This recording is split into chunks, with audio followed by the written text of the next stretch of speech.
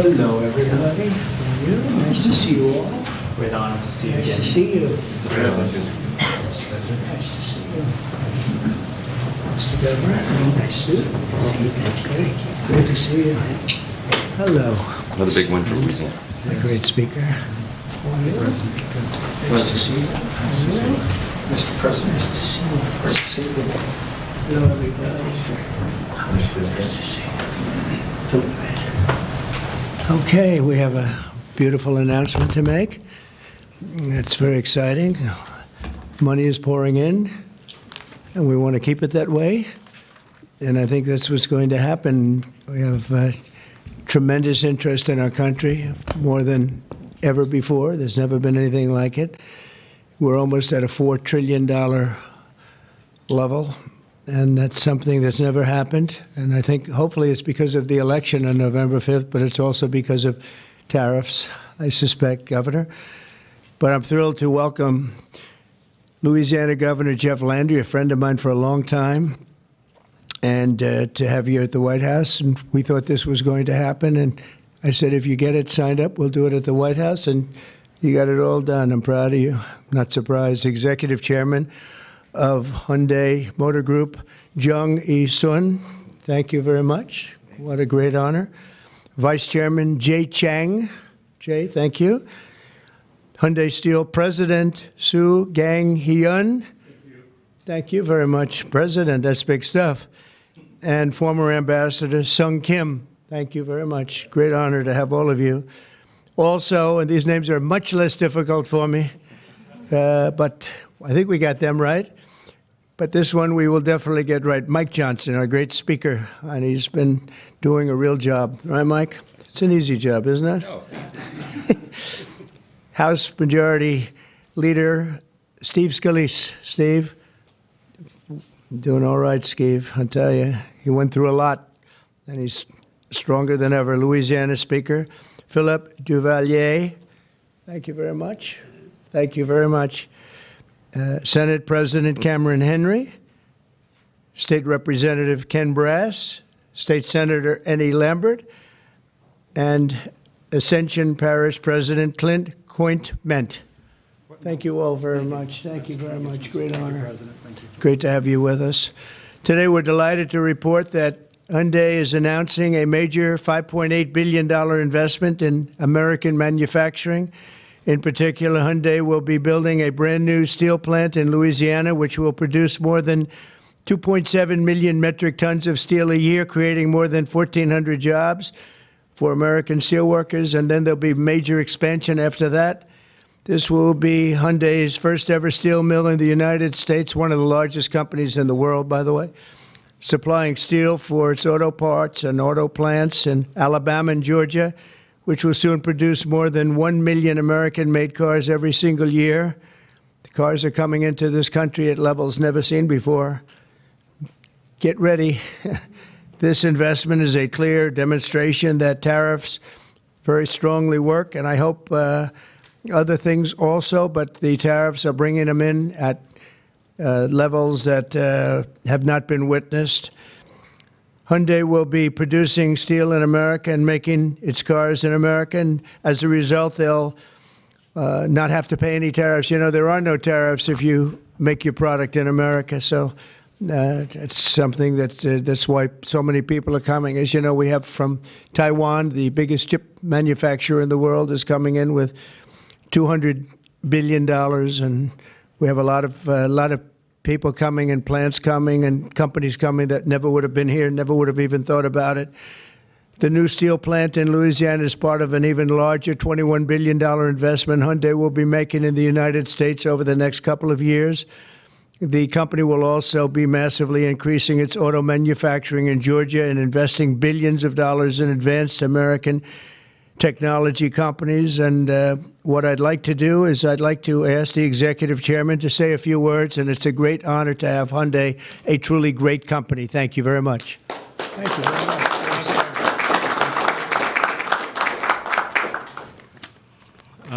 Thank you very much, Mr. President. Thank you for giving me this opportunity to speak here today, and thank you for the invitation.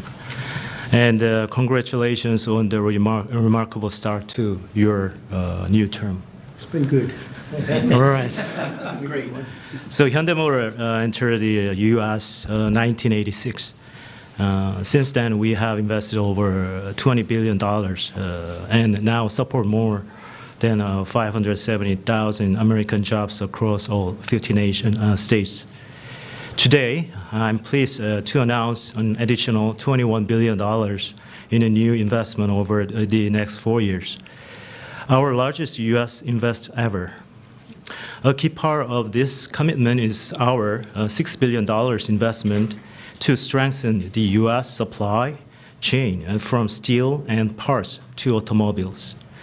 We are especially excited about Hyundai Steel's multi-billion investment in a new facility in Louisiana, which will create 1,300 American jobs and serve as the foundation for a more self-reliant and secure automotive supply chain in the U.S. To mark this milestone, we are honored to visit President Trump alongside Governor Landry and Speaker Johnson and Leader Scalise, deepening our partnership with the United States and reinforcing our shared vision for American industrial leadership. And this week, we are also proud to open our new $8 billion auto plant in Georgia. With this, our U.S. vehicle production will exceed 1 million units per year, as President mentioned. Our decision to invest in Savannah, Georgia, creating more than 8,500 American jobs, was initiated during my meeting with President Trump in Seoul in 2019. That's right. Yeah, and after that, 2020 in Davos, I mentioned about the new plant. So American Jobs was initiated during at the time. Now, as we proudly mark the completion of this transformative project in coincides with the beginning of President Trump's second term, making this moment even more special. Thank you. Yeah. Furthermore, HMG will purchase $3 billion worth of U.S. LNG to support America's energy industry and enhance our energy security. All of these efforts will accelerate the localization of our supply chain in the U.S., expand our operations, and grow our American workforce. With your leadership, Mr. President, Hyundai Motor Group is proud to be a stronger partner in America's industrial future. I'd like to personally invite you to visit one of our state-of-the-art manufacturing facility and see firsthand our commitment to the United States and our American workers. Right. So thank you to our American partners and employees and communities. We are really proud to stand with you and proud to build the future together. Thank you. Thank you very much.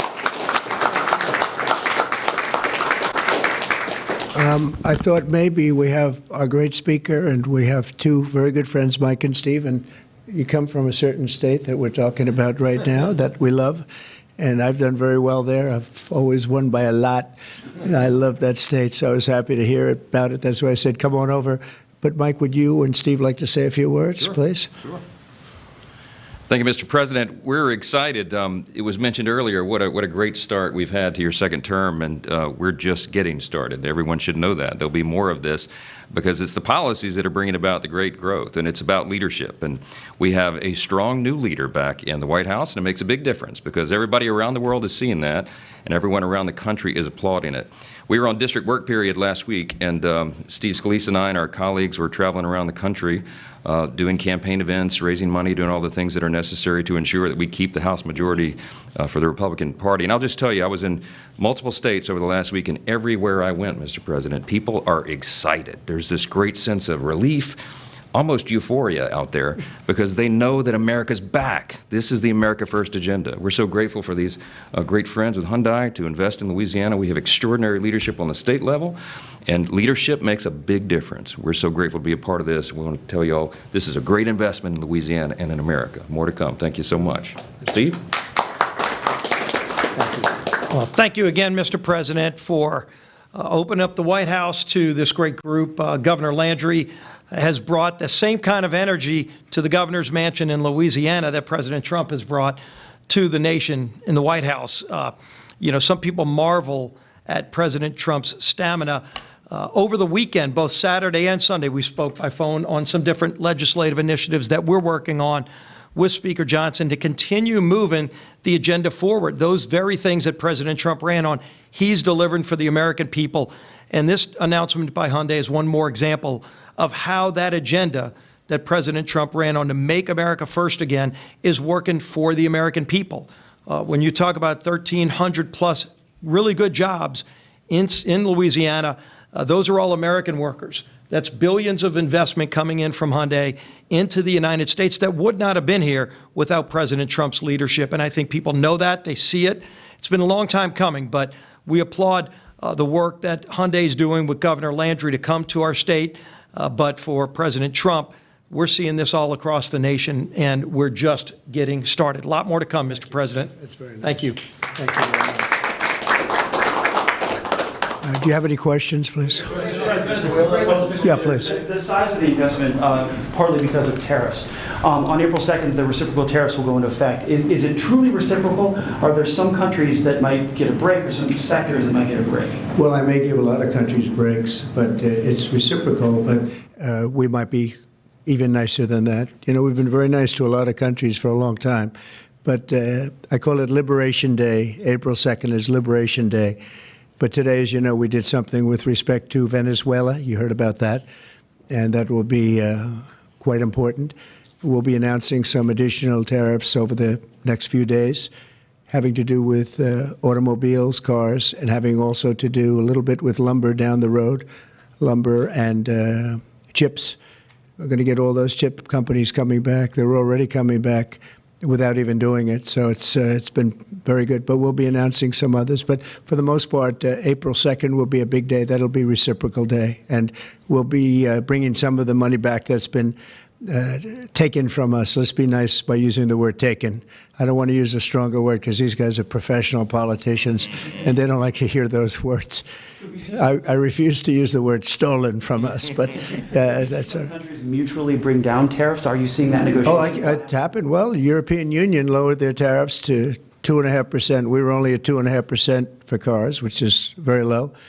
And as you probably heard, that European Union lowered their number from much higher than that, many, many times higher, surprised to 2.5%. So that was good. But I don't know that I expect that. It's up to them. But we have reciprocal tariffs. Mr. President, your reaction to the story in The Atlantic that said that some of your top cabinet officials and aides had been discussing very sensitive material through Signal and included an Atlantic reporter for that. What is your response to that? I don't know anything about it. I'm not a big fan of The Atlantic. To me, it's a magazine that's going out of business. I think it's not much of a magazine, but I know nothing about it. You're saying that they had what? They were using Signal to coordinate on sensitive materials and Having to do with what? Having to do with what? What were they talking about? with the Houthis. The Houthis? You mean the attack on the Houthis? Well, it couldn't have been very effective because the attack was very effective. I can tell you that. I don't know anything about it. You're telling me about it for the first time. Anybody else? This announcement on Hyundai, is this a blueprint for you for other automakers to come to the United States to do what Hyundai was doing and investing so much in Louisiana and creating these new jobs? Absolutely. That's a nice question from you. That's a shocking question, how nice it is, huh? That's okay. That's a question that's a good question, actually. Yeah, sure. Hyundai's a great company. We have other great companies coming in, and we have some that are going to be staying here and very much expanding. And we have tremendous interest in every business. I can't just say automobiles, but automobiles is a big one. And yeah, this is the beginning of A lot of things happening. We've had, as you know, Apple's announced a $500 billion investment, and other companies have announced 250, 300 billion. But we're well into the $3 and $4 trillion mark, which has never happened to our country before. What it really means is jobs. All we care about is jobs, right? We care about quality and quality of life and safety and security, but we care about jobs. And they're going to have we have a lot of people coming in. Governor Landry, if I may, Governor Landry, I would love to ask Governor Landry a question, if you don't mind. How did you convince Hyundai to come to your great state? How did you convince them to come to Louisiana? It was easy. I told them we were going to have a great president this year, right? Look, I think that this is Americans seeing the America First policy in action, right? It's not just promises, it's about action. And not only and I appreciate their patience, because all last year, many of these legislators, the Speaker and the Senate President, we worked on making Louisiana as friendly for business as the president is making America. We worked on public safety. We worked on educational reform, which the president's been working on. We worked on tax reform, historic tax reform. And what I can tell you is, to echo what the president said, in Louisiana right now, I believe before the summer's over, we'll have $50 billion worth of construction projects going on in Louisiana. That is a record, Mr. President. It has never happened under any other president, under any other administration.